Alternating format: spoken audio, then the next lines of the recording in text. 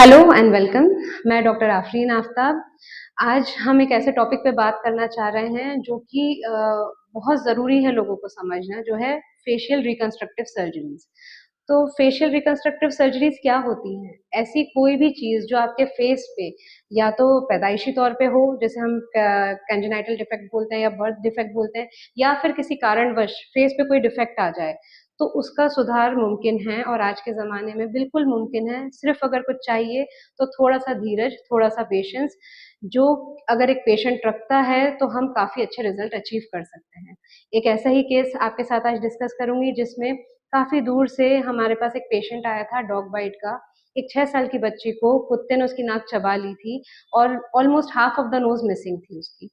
अब ऐसे कंडीशन में एक तो पीडियाट्रिक पेशेंट और पेरेंट दोनों का इतना कंसर्न, और दूसरी बात रेबीज सबसे बड़ा खतरा है यहाँ पे। तो जब पेशेंट हमारे पास आया तो वो ऑलरेडी एंटीडोट लेके आया था, जो कि बहुत अच्छा और इमीडिएट उन्होंने वहाँ पे डिस्ट्रिक्ट हॉस्पिटल में इलाज दिया कि उन्होंने तुरंत विद इन 24 आवर उसको इम्यूनोग्लोबुलिन्स दिए हैं। और हमारे जो रेबीज के वैक्सीनेशन शेड्यूल होते हैं प्रोफिलैक्सिस के हिसाब से वो स्टार्ट कर चुके थे। हमें जब पेशेंट मिला 24 घंटे बाद तो हमने उसका पूरा पीडियाट्रिक कंसल्टेशन सब करवाया, और उस टाइम पे इमीडिएट हम रिकंस्ट्रक्टिव सर्जरी नहीं कर सकते थे क्योंकि हमें रेबीज का खतरा था। पहले जान बचानी ज्यादा जरूरी थी पेशेंट की। तो सबकी सहानुभूति के साथ, एक टीम एफर्ट के साथ हमने वो पेशेंट को ऑब्जर्व किया। 48 टू 72 आवर्स के बाद हमने फिर उसका पूरा साफ डिब्राइडमेंट और सब करके प्राइमरी सर्जरी की, जिसमें हमने पेशेंट को रेबीज के खतरे से मुक्त कर दिया।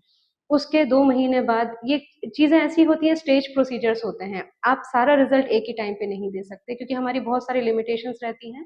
तो उस वजह से स्टेज प्रोसीजर में उस पेशेंट का इलाज हुआ। अगले स्टेज में उसकी नाक बनाने के लिए हमने उसके कान का कार्टिलेज यूज़ किया, उसके स्किन यूज़ की एज़ अ ग्राफ्ट, उसको यहाँ पे रखा ताकि हम आगे चल के भविष्य में माथे की स्किन से उसकी नाक बना सकें, जो कि फेस के कलर और सब चीज़ ज़्यादा अच्छी मैच कर पाएगी।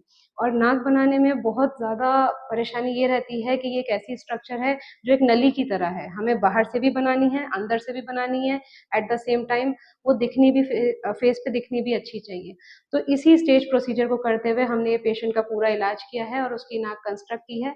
ऑफ कोर्स थोड़े बहुत माइनर रिविजन्स और करेक्शंस उसको भविष्य में लगेंगे, जैसे स्कार रिविजन, ये सारी चीज़ें, वो पेशेंट उसके लिए भी बिल्कुल तत्पर है और पेशेंट बहुत खुश है।